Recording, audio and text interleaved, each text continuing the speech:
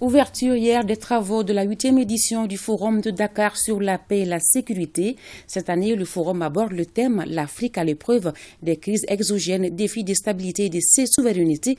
La cérémonie d'ouverture présidée par le président Macky Sall a enregistré la présence de plusieurs personnalités, dont le ministre des Affaires étrangères et de la coopération internationale, Abdoulaye Diop. Mohamed Diarra est notre envoyé spécial. Des dirigeants africains au chevet d'une grande malade, l'Afrique. La 8e édition du Forum de Dakar ouvre le débat sur le thème « L'Afrique à l'épreuve des chocs exogènes, défis de stabilité et de souveraineté ». En posant la problématique des chocs exogènes, nous n'éludons pas pour autant les manquements dont les solutions relèvent de notre responsabilité afin de favoriser les conditions minimales de paix et de stabilité propices au développement. Le président Macky Sall fustige avec la dernière rigueur l'ingérence des grandes puissances dans les politiques africaines. Le Forum de Dakar pose donc le diagnostic afin de trouver des remèdes. Tenez, du fait du terrorisme, plus de 30 millions de personnes sont réfugiées ou déplacées.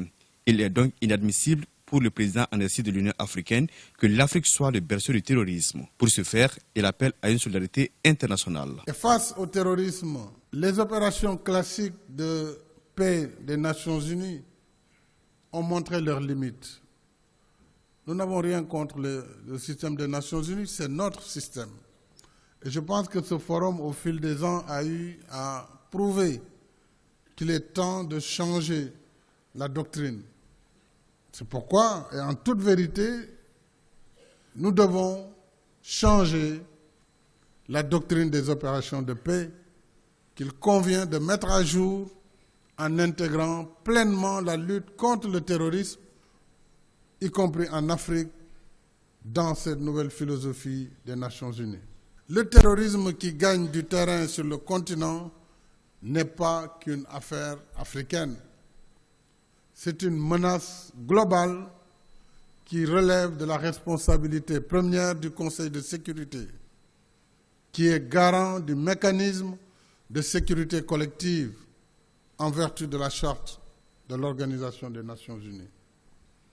L'inertie du Conseil de sécurité dans la lutte contre le terrorisme en Afrique porte en elle-même la défaillance du système multilatéral. Pour inspirer confiance et adhésion, le multilatéralisme doit servir les intérêts de tous.